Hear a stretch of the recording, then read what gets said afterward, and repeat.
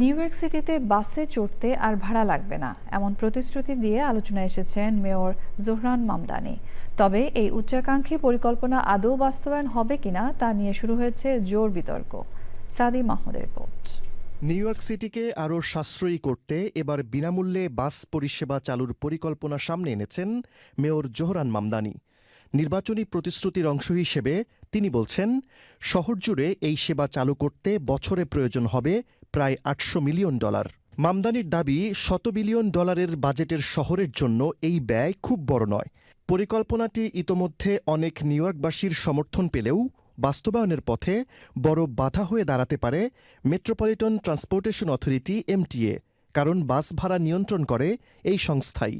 এই উদ্যোগ বাস্তবায়নের পরিকল্পনা তদারকির জন্য এলিজাবেথ অ্যাডামসকে ফাস্ট অ্যান্ড ফ্রি বাস উপদেষ্টা হিসেবে নিয়োগ দিয়েছেন Zohran Mamdani. Speeding up buses and working with the governor to a commitment of 20% speed increases on our streets. পরিকল্পনার অর্থ জোগাতে কর্পোরেট কর বাড়ানো এবং উচ্চ আয়ের ব্যক্তিদের ওপর অতিরিক্ত কর আরোপের প্রস্তাবও দিয়েছেন তিনি।